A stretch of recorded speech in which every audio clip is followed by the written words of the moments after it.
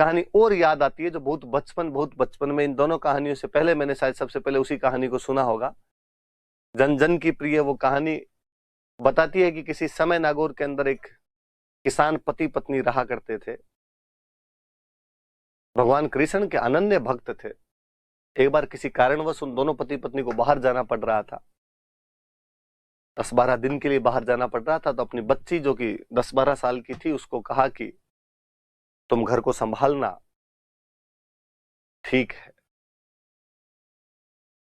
पर पहले सुबह उठते ही भगवान कृष्ण को भोग लगाना, भगवान कृष्ण को भोग लगाए बिना तुम खाना मत खाना। पहले भगवान खाना खाते हैं फिर अपने खाना खाते हैं।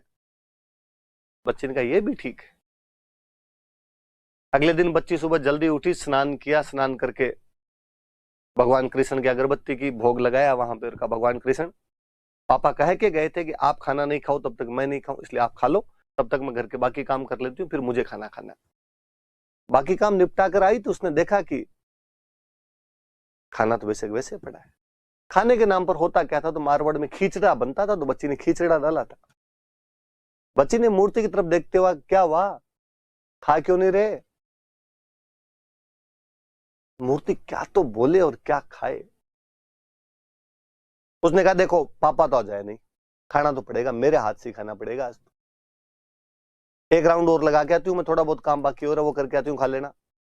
वापस घूम के खींचड़ा 10 का 10 कटोरे में वैसे के वैसे पड़ा। उसने कहा मैं समझ गई, थोड़ा सा घी कम क्या डाला, खींचड़ा नहीं खाओगे। पापा आदत बिगाड़ गई आपकी। घी लेके गरम करके और डाला उसके अंदर।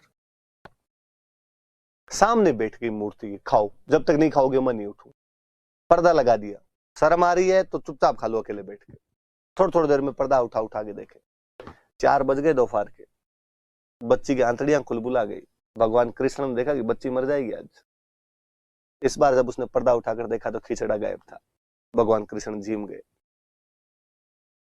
बच्ची ने दूसरे दिन वापस खिचड़ा बनाया और कहा कि आज नाटक मत करना, चुपचाप खा लेना फटाफट। अगले 10 दिन तक उसने वैसे भगवान कृष्ण को खिचड़ा खिलाया। निश्चित समय पर मम्मी पापा वापस लौटे। मम्मी रसोई में गई, रसोई में जाते ही मम्मी ने घी वाली केतली संभाल ली। अपनी भी मम्मियां बाहर से जब भी आती है तो घी वाली केतली ही संभालती है। महिलाओं का घी में जीव ज्यादा रहता है उधर। देखा कि घी की केतली खाली, बर्तन खाली। बुलाया बच्ची को और कहा कहां गया घी, कहां गया? उसने कहां गया मतलब, ये खा गए तुम्हारे कृष्ण जी? तो ये खा गए मतलब, अरे कि खिचड़े में डेली डालती थी, पहले दिन कम डाला, खाया नहीं, तो दूसरे दिन ज्यादा डालना शुरू कर दिया मैंने। पापा को बुलाया कि बहकी बहकी बात करी, क्या हुआ? बेच के आ गई कहीं, किसी को दे दिया, गिर गया, बता दे, कुछ नहीं कहेंगे तेरे को। उन्होंने कहा सच्ची सच्ची कह रही हूं, इन्होंने खाया है, मैं कल खिला के दिखा दूंगी आपको। दूसरे दिन बच्ची ने पिता और माता को वहां पर खड़ा करके भगवान कृष्ण के सामने खिचड़ा रखा और कहा कि भगवान कृष्ण आज लाज रखना, मम्मी पापा चोरी का इल्जाम लगा रहे हैं, आज खा लेना चुपचाप टाइम पे। क्या देखते हैं कि उनकी आंखों के सामने खिचड़ा खाली हो जाता है। पिता ने अपनी बच्ची को दंडवत प्रणाम किया। पिता ने कहा 40 साल बीत गए इस सांवरिये की पूजा करते करते, आज दिन तक इसने इस प्रकार का चमत्कार मुझे नहीं दिखाया। तूने 9-10 दिन में ऐसा क्या किया है कि डेली तेरे हाथ का बना हुआ खिचड़ा खा लिया करते थे। हम आज दिन तक उस बच्ची के गीत गाते हैं, उस भगवान की महान भक्त महिला के गीत गाते हैं। कर्मा ल्याई दूध खींचड़ो, ऊपर घी की बाट की, जिमा मारो श्याम धनी, जिमावे बेटी जाट की। कि वो कर्मा डेली दूध खींचड़ा और ऊपर घी की बाट की लाया करती थी। वो जाट पुत्री डेली खींचड़ा बनाती और भगवान कृष्ण सस्नेह प्रेम पूर्वक उसका खींचड़ा खा लिया करते थे। लोग कह सकते हैं कि अंधविश्वास है, तुम लोगों ने कहानियां जोड़ ली अपनी तरफ से।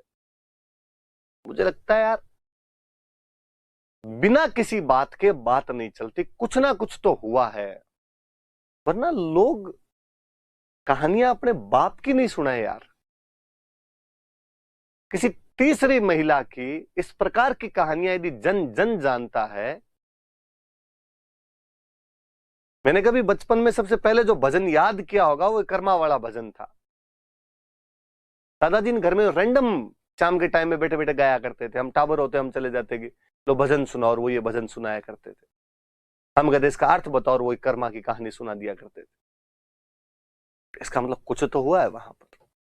जैसे कर्मा, मीरा, जयमल की कई कहानियां हमारे इन फिजाओं के अंदर तैरती रहती है, भगवान कृष्ण की उन लीलाओं के बारे में बताती रहती है। इसलिए मैं अक्सर आपको कहता रहता हूं कि भारत के जनमानस से कभी भी आप गाय, गंगा और गोविंद को निकाल नहीं पाएंगे। ये भारतीय जनमानस के अंदर रहेगी, अटूट रहेगी। मीराबाई की बातें थी, इनके साथ में थोड़ी सी बातें ज्यादा हो गई।